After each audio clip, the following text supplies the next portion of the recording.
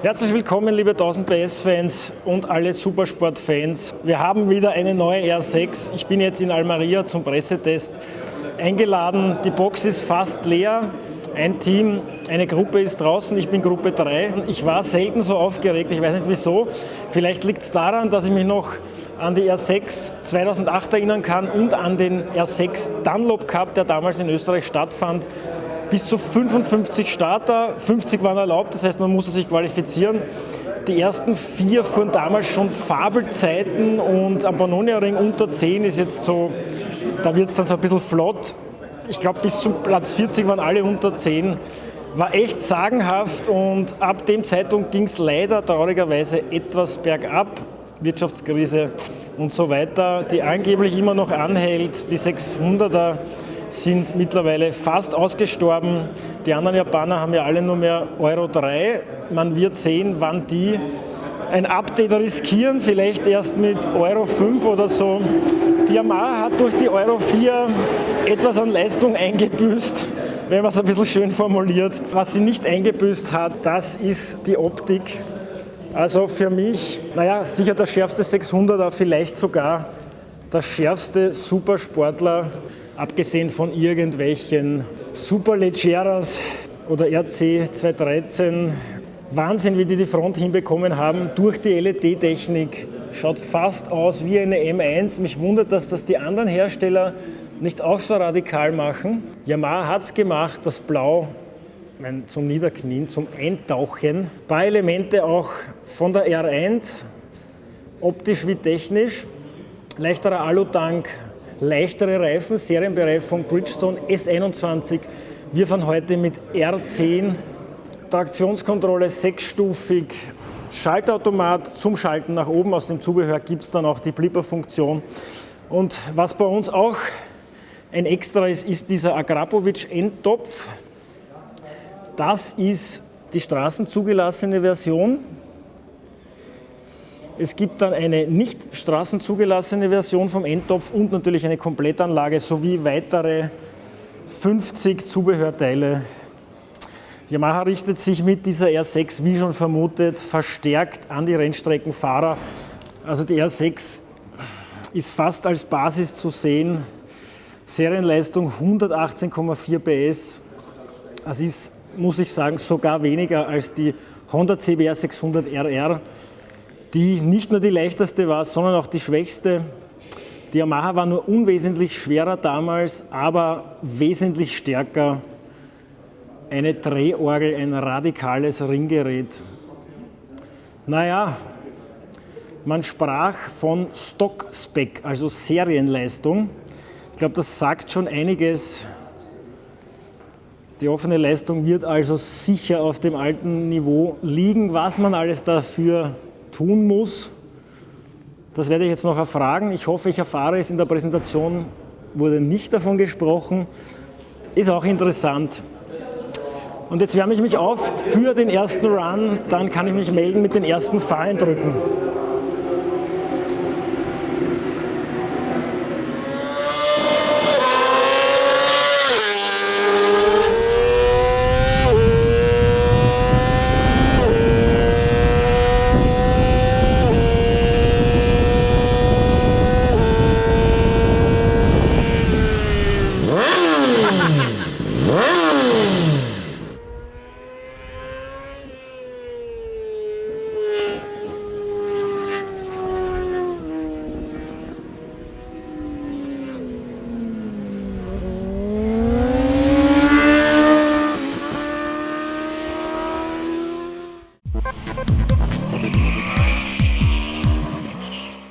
Die ersten 2 Turns mit der neuen Yamaha YZF R1 in Almeria sind gedreht. Ich weiß nicht, ob ihr das hört. Wir fahren tatsächlich mit Serienanlagen, also im absoluten Serienzustand. Es gibt allerdings 3 Race-Bikes mit offener Leistung, mit Komplettanlage, mit Kit-Kabelbaum, Nachbauverkleidung und einige andere elektronischen Aufwertungen. Ich werde es nachher gleich probieren. Jetzt einmal zum Serienbike. Wie gesagt, die Leistung Die fühlt sich auch so an, 118 PS. Ich kriege auf der langen Geraden hier in Almería nicht mehr als 230 drauf. Man merkt es auch aus den Ecken raus und man muss mit sehr viel Schwung fahren. Ist ja eine schwierige Strecke. Und wenn man da den Schwung nicht wegnimmt, bleibt man wirklich über. Auf der anderen Seite sehr positiv, bin schon lange keine echte 600er mit rein Vierzylinder mehr gefahren. Und das Gefühl beim Reinbremsen, die Präzision ist unfassbar. Es fühlt sich nicht so an, als hätte sie 10 Kilo weniger als eine 1000er, sondern 30. Man hat so ein Gefühl fürs Vorderrad, es ist so schön vorderradorientiert. Ich würde auch am Fahrwerk persönlich jetzt nichts ändern. Es gab einige, die haben sich da ein bisschen was einstellen lassen, größere, schwerere Leute. Bei mir gilt das einfach immer Standardmaß 1,80, 75 Kilo, das dürfte einfach passen. Hier sehe ich, ist ein Öl ins Fahrwerk drauf. Am Raceback ein normales Fahrwerk, trotzdem soll es sich ganz anders anfühlen. Hat zum Beispiel auch einen Racing-Sitz, der dafür sorgt, dass man mehr Gefühl hat fürs Hinterrad. Und man hat auch das Gefühl, dass das Fahrwerk härter eingestellt ist es aber nicht. Wie gesagt, ich muss das noch probieren. Schräglagenfreiheit irrsinnig hoch, habe ich auch gewusst von früher. Es ist im Grunde schon sehr viel gleich zum älteren Modell, also ich schätze mal locker 80%. Traktionskontrolle hat noch nicht gearbeitet bei mir, auch nicht das ABS. War auch nicht notwendig. Ich muss jedes Mal ein bisschen die Linie finden in Almería und schau einfach, dass ich einen Rhythmus bekomme und es nicht darauf ankommen lasse, am letzten Drücker zu bremsen, so wie bei der Aprilia RSV 4. Die Bremse ist ein Wahnsinn, R1-Bremse, jetzt 320 mm Scheibe, 4-Kolben-Bremssättel, irre, nicht nur sehr, sehr stark, sondern auch sehr direkt für mich. Was den Gasgriff betrifft, wir haben 3 Modi, die kann man hier rechts einstellen mit einem Schiebeschalter, das muss ich so rüberschieben, dann habe ich A, Standard und B. A ist der softe Gashebel, softeres Ansprechverhalten, Standard ist natürlich Mitte und B ist dann das schärfere Ansprechverhalten. Auch das muss ich noch genau miteinander vergleichen, aber wie gesagt, leistungsmäßig kann man eigentlich jedes Mal ziemlich schnell Vollgas geben aus der Kurve raus, weil man das spürt, dass hier zugestoppelt wurde. Und deswegen bin ich ganz gespannt auf die offene Leistung. Man hat gemerkt, wenn Fahrer so circa gleich schnell sind eigentlich vom Können her, und das ist teilweise der Fall, dann hat man gegen dieses Raceback überhaupt keine Chance auf den Geraden. Das ist ein Wahnsinn, wie das davonzieht. Hat sicher 10 bis 15 PS mehr, schätze ich mal. Aber das braucht dann halt auch weiteren monetären Einsatz, da muss man schon noch ordentlich was reinstecken. Kit Kabelbaum 2.000 €, die offene Anlage schätze ich auch 2,5. Ich kenne die Preise leider noch nicht, aber man ist halt leider dann auch bei dieser 600er schnell, wirklich schnell über 20 und nach oben hin gibt es kaum Grenzen. Man kann das Material aus der Supersport WM tatsächlich auch kaufen und hat dann im Prinzip, das gilt jetzt nicht für die Supersport WM, denn dort ist Traktionskontrolle ABS natürlich verboten, aber man kann die Elektronik der R1 dazu kaufen, reinstecken, dann hat man auch die IMU, Inertial Measurement Unit. Hier funktioniert die Traktionskontrolle, die 6-stufige, nur darüber, dass gemessen wird die Geschwindigkeit des Vorderrads und des Hinterrads. Neu ist nicht nur der 17 Liter Alutank, der leichter ist, sondern auch das Windschild, das um 5 cm höher ist und angeblich für die beste Aerodynamik eines Yamaha-Motorrades aller Zeiten sorgt.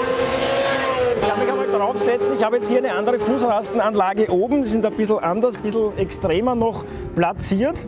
Man sieht, das ist eine echte Racing-Position. Also ich habe hier, wenn ich nicht schön die Mitte steif mache, echt viel Druck vorne auf den Handgelenken. Also auf der Straße würde ich so persönlich nicht mehr unbedingt fahren. Dafür gibt es einfach viel zu sportliche Naked Bikes. Für die Rennstrecke aber optimal. Und wenn ich mich da jetzt drüber lehne, ich weiß nicht, ob man das dann sieht, wie gut ich mich hinter das Windschild ducken kann. 5 cm mehr, das schaut auch echt aus wie eine Racing-Scheibe. Und dadurch haben wir 8%, hat Yamaha zumindest versprochen, 8% weniger Luftwiderstand. Wir haben da eine Grafik gesehen, wo am Helm rote Zonen, grüne Zonen, orangene, wo man gesehen hat, wo der Wind angreift, und das war eben deutlich reduziert zum Vorgängermodell. Also standardmäßig eigentlich eine Racing-Scheibe drauf, auch nicht schlecht. Und hier auf der linken Seite sehen wir den TCS-Schalter, Traktionskontrolle, die ich einstellen kann. Und zwar funktioniert das so: im 4., 5. und 6. Gang kann ich die Traktionskontrolle während der Fahrt anpassen. Allerdings muss die Gasstellung gleich bleiben. Also man kann jetzt nicht beschleunigen, sondern auf der Geraden am besten Vollgas. Und dann kann ich die Traktionskontrolle für die nächsten Runden anpassen, wenn ich sage, okay, der Grip lässt schon etwas nach oder die Verhältnisse haben sich geändert. Ich habe das noch nie gemacht, muss ich ehrlich sagen, war noch nicht notwendig. Wir haben hier 15, maximal 20 Minuten zu fahren. Perfekte Verhältnisse, da ist das nicht notwendig. Vielleicht am Nachmittag bei den nächsten Turns 3 und 4, wenn der Reifen doch schon ein bisschen aufgearbeitet und abgearbeitet ist, kann ich ja dann einmal schauen, dass ich vielleicht ein höheres Level wähle. Bis jetzt war es nicht notwendig.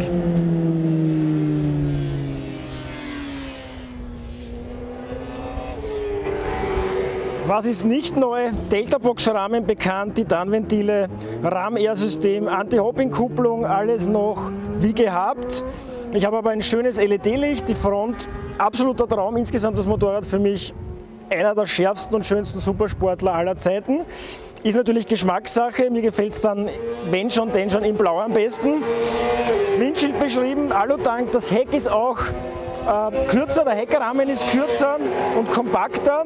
Der Sitz ist schmäler und vorne habe ich eine verstärkte Achse noch, neben den 320 mm Bremsscheiben. Und auch der Federweg des Federbeins ist etwas unterschiedlich, 120 mm habe ich da jetzt. Gewicht hat man nicht nur beim Alutank gespart, sondern lustigerweise auch bei den Reifen. 300 Gramm weniger vorne, 500 Gramm weniger hinten. Serienbereifung Bridgestone S21 wird ganz stark bei unseren Trackdays eingesetzt. Vielleicht sogar der Reifen, der am meisten gefahren wird. Wir sind heute R10 gefahren, also Rennstreckenreifen.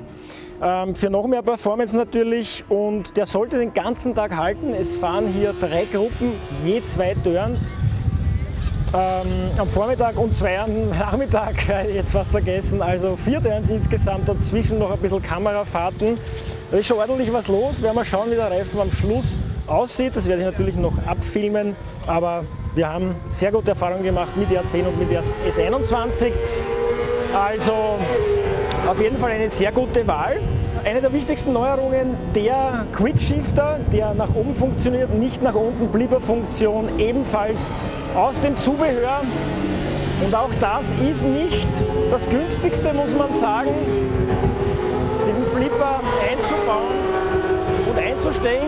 Das Hochschalten funktioniert jedenfalls standardmäßig, wie ich finde, sehr gut. Habe das auch ständig genutzt. Ich habe auch früher schon ohne Quickshifter auf der Rennstrecke zumindest ohne Kupplung hochgeschalten, und jetzt kann man das eigentlich mit reinem Gewissen machen. Das Runterschalten habe ich jetzt bei der 600er weniger vermisst, bei den 1000er mittlerweile habe ich mich daran gewöhnt. Bei der 600er macht es mir eigentlich Spaß, mit Zwischengas hier runter zu gehen, wo man Anti-Hopping drin hat, das bin ich irgendwie gewohnt. Ja, das ist einfach schön, wenn man noch ein bisschen was zu tun hat, und auf der R6 hat man doch noch einiges zu tun, einiges mehr als auf den meisten Tausendern, das ist ja auch eine ganz schöne Sache. Der einzige Wermutstropfen, ich kann mir gut vorstellen, während hier wieder ein Racebike vorbeifährt, ich glaube, den Unterschied hört man deutlich, der Wermutstropfen ist, dass es sich vielleicht um die letzte 600er dieser Art handelt. Ich glaube nicht, dass in den nächsten Jahren die anderen nachziehen werden. Wir werden sehen, was kommt, was für Motoren, welche Technik jetzt weiter verfolgt wird. Es geschehen aber immer noch Zeichen und Wunder, wir werden sehen. Supersportanteil für Yamaha immer noch 11,5%. Sie haben gesagt, das ist gar nicht so wenig, und deswegen haben sie auch eine neue R6 gebracht. Allerdings im Vergleich, der Anteil liegt nämlich bei 43% der sogenannten Hyper-Naked-Kategorie, wie es Yamaha selber nennt. Also da sieht man mal den Unterschied im Verhältnis, was sich da getan hat, aber das ist natürlich auch der erfreulichen Entwicklung geschuldet, dass die Naked Bikes mittlerweile so sportlich sind. Und ich habe es jetzt gerade vorher gesagt, ich würde mit diesem Gerät jetzt so auch nicht mehr unbedingt auf der Straße fahren. Die ist zugestoppelt, keine Frage. Bei der Präsentation wurde auch auch gesagt, tatsächlich, dass es sich um die Stock-Spec handelt, 118 PS, also das heißt die Serienleistung, das ist eben wirklich fast schon wie bei den Motocrossern. Stock-Spec 118 PS und ja, jetzt wächst das Feld zusammen, wie man sieht und hört. Und die offene Leistung dann sicher 130 PS, je nach Ausbaustufe, und das bleibt halt dann im Endeffekt jenen Racern vorbehalten, die halt dann noch richtig investieren, und da ist man dann locker über 20, darüber hinaus. Kann es sicher auch bis 30 gehen und so. Ich weiß jetzt nicht, wenn man das voll ausschöpft, was am Endeffekt in Summe auf dem Preiszettel steht, aber es wird nicht wenig sein. Also das hat sich schon stark gewandelt. Yamaha verschweigt das jetzt auch nicht, oder sie wollen das gar nicht beschönigen oder sowas, sondern sie haben gesagt, es hat sich eben so entwickelt, die 600er Klasse wird fast nur mehr von den Racern genutzt, also auch die, die eine Gebrauchte kaufen, fahren vermehrt und immer mehr auf der Straße. Man darf ja da immer nicht nur an sein eigenes Land denken, wir müssen europaweit denken und sogar an Amerika. Dass sie gemeint haben, ja, das ist halt jetzt die Basis, die neue, man kann jetzt eine neue 600er kaufen, muss keine alte ausgelutschte nehmen, ein neues Bike und auf dem aufbauend, je nach Budget und Motivation, kann man dann eben ein Rennmotorrad draus machen oder halt auch, sage ich jetzt mal, halblegal auf der Straße unterwegs sein, wenn man mehr Leistung haben möchte. Mit dem reinen Akrapovic Slip-On tut sich übrigens leistungsmäßig nichts, da darf man sich nichts erwarten, sondern erst mit der wirklich offenen Anlage, die nicht straßenzugelassen ist. Ansonsten ändert das nur etwas an der Leistungskurve, aber jetzt nicht wirklich an der Spitzenleistung. Hier haben wir eins der aufgebauten Racebikes von Yamaha, die wir heute auch testen durften, und ich muss sagen, das ist die neue R6. So muss das funktionieren, allerdings gibt es das eben nicht aus der Kiste. Da ist schon drauf die Komplettanlage von Akrapovic. Damit natürlich neues Mapping, unbedingt notwendig. Elektronik der R1, das heißt IMU. Dann funktioniert auch die Traktionskontrolle so, wie sie soll. Und das ABS. Auf einem Racebike war beides deaktiviert, also genauso wie in der Supersport WM, wo weder Traktionskontrolle noch ABS benutzt werden dürfen. Der Racing-Sitz ist extrem wichtig. Ganz interessant, fast alle Fahrer waren überzeugt, dass das Fahrwerk einfach anders abgestimmt ist, härter ist.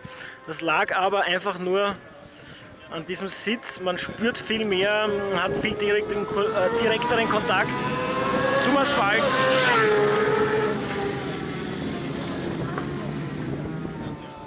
Und insgesamt wirkte das Fahrzeug, als wäre noch viel mehr gemacht.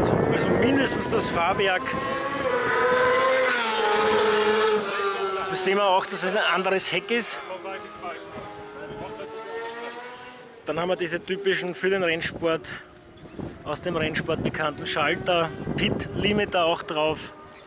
Aber ansonsten, da sehen wir Kayaba-Gabel, ganz normal, Federbein auch, Instrumente, alles Serie, und trotzdem stecken hier ganz locker nochmal 5.000 Euro drin oder 6, ohne dass ich jetzt die Preise im Kopf hätte. Ich habe sie eigentlich noch gar nicht erfahren, aber man kann sich das so circa ausrechnen.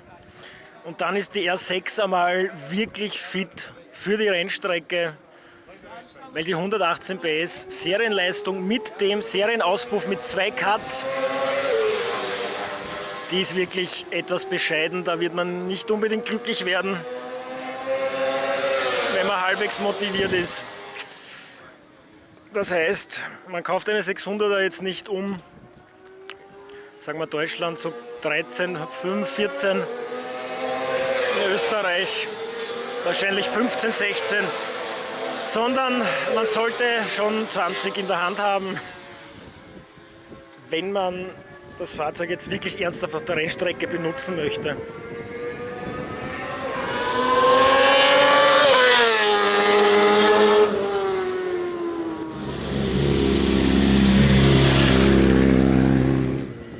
Gabelbäume unterscheiden sich eigentlich nur durch die ECU. Da kommt der Spider-Man. Es ist nicht Nasty Nils. Aber der Kollege hier hat überhaupt gleich Spider-Man-Kombi an. Und damit hat er, muss ich sagen, vorher auch die beiden schönen Yamaha-Damen von der Agentur im Netz gefangen. Jetzt weiß ich, wieso sich der Nils den Spider-Man-Helm genommen hat.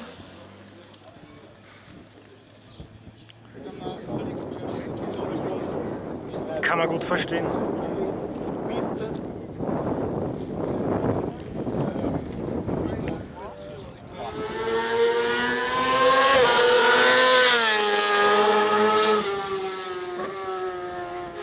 Kurzes Voting, liebe Zuseherinnen und Zuseher. Welcher Helm passt besser zur neuen Yamaha R6? Beide von HJC, beide RV11. Der gehört allerdings Bravo Maxa, der andere gehört mir. Den Blauton treffen beide nicht ganz. Meiner ist matt gehalten, geht ein bisschen ins Violette. Und der von Bravo Maxa ist glänzend mit einem blau verspiegelten Visier. Er trifft den Ton auch nicht ganz, aber welcher gefällt euch besser? Vielleicht ganz kurz in den Kommentaren. Ich werde den jetzt einfach mal da runterkicken. Thank you very much. All the TV crews are now arriving. Let's do this. Das ist der Manager der Strecke. Happy Mother's Day to my lovely wife. Wish you were here. See you later in the week. Das ist nicht seine Frau. Ganz ein cooler Engländer, der hier die Strecke managt und für Sicherheit sorgt, dass alles mit rechten Dingen zugeht. Und das ist der Bravo Maxa, dem der andere HJC gehört. Ihr habt das Voting gesehen, welcher Helm passt besser. Ich hoffe meiner, hoffe ich ganz stark. Obwohl der Bravo Maxa auch kombitechnisch, farblich gut abgestimmt ist. Aber ganz ist es nicht der Blauton. Leider.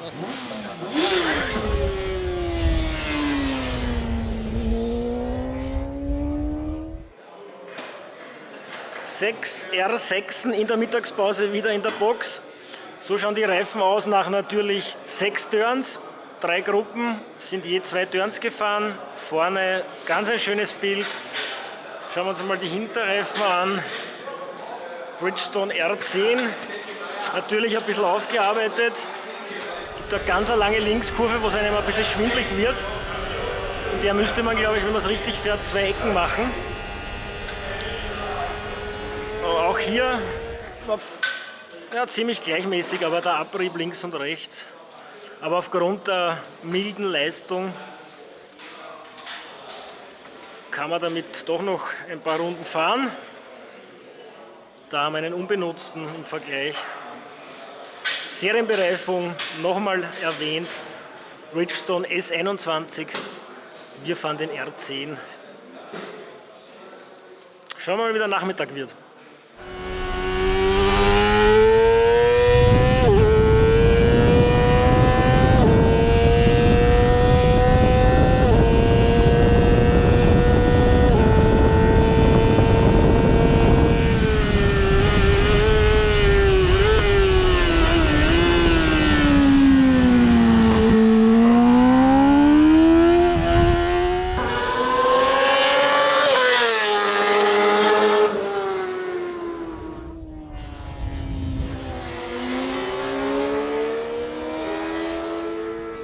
Test war zu Ende mit der neuen Yamaha R6 hier in Almeria. Vielleicht kann ich schon zusammenfassen, sie ist und bleibt wunderschön. Ich kann mich nicht an ihr satt sehen, komme immer wieder auf kleine Details, die einfach genial gelöst sind und die 600er so scharf machen, wie sie es verdient hat, optisch. Motorisch ist und bleibt es einfach so, dass der Motor für die Euro 4 Norm zugestoppelt wurde. Anders kann man es nicht sagen. Und wer mit dieser zugestoppelten Leistung fahren möchte, der hat sicher auf der Straße genug Leistung, darf aber dann auf der Rennstrecke nicht überrascht sein, wenn er auf der Geraden oder aus der Kurve raus von 600ern verbrannt wird, die teilweise 10 Jahre älter sind. So ist das nun mal bisher die schwächste 600er, die CBR 600RR von Honda mit 120 PS. Jetzt haben wir 118,4 am Papier und ich muss sagen, es fühlt sich tatsächlich so an. Man merkt das ganz deutlich hier auf der langen Geraden in Almería. Da fehlt die Power und mit der offenen Version, das heißt mit der Akrapovic-Komplettanlage, Kabelbaum, anderer Elektronik, marschiert das vorbei wie eine 750er an einer 600er. Ich glaube 20, 30 km/h schneller auf der langen Geraden, je nach Fahrkönnen, je nachdem, wo man bremst. Ich habe ein bisschen früher gebremst nach meinem Erlebnis bei der RSV 4 von Aprilia. Das sagt schon einiges. Also da sieht man, da sind 10, 15 PS sicher mehr drinnen und das funktioniert eben nur über Investition, das funktioniert nur mit den Teilen aus dem Originalzubehör. Also wer es ernst meint, investiert ja ohnehin, aber er muss halt oder muss das jetzt drauflegen auf den Neupreis einer 600er, falls er eine neue haben will. Oder er kauft sich eine gebrauchte, die vielleicht schon in diversen Cups vergewaltigt wurde oder auch auf der Straße von einem Street Racer. Ist einerseits ein Vorteil, dass ich das jetzt neu bekomme, andererseits kostenintensiver, deutlich kostenintensiver, wenn man wirklich das ein bisschen ernsthaft betreiben will. Und da haben wir jetzt noch nicht einmal vom Fahrwerk gesprochen, das auch nicht übrigens in unseren Rennbikes, Rennversionen drinnen war. Da war eben das Standardfahrwerk und es hat schon mal traumhaft funktioniert. Viele waren wirklich der Meinung, dass das Fahrwerk auch gemacht ist es nicht. Für mich wirkte das Heck ein bisschen höher und so, aber ja, kann man jetzt vielleicht streiten. Ich glaub das einmal, dass das wirklich so ist. Rennversion einfach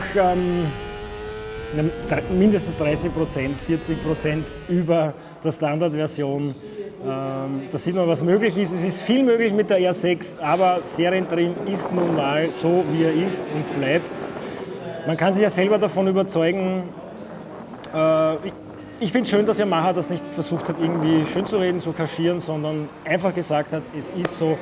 Ich sage jetzt einmal, 9 von 10 Leuten wollen das auf der Rennstrecke bewegen, wollen das vielleicht sogar ausschließlich auf der Rennstrecke bewegen und genau an diese Leute richtet sich Yamaha und dann bleibt eben noch einer von 10, dann bleiben noch 10% über die Hausstreckenfahrer, Leute, die einfach einen Supersportler wollen, die diese radikale Geometrie wollen und vor allem, und das darf man nicht vergessen, die diese radikale, geile Optik wollen.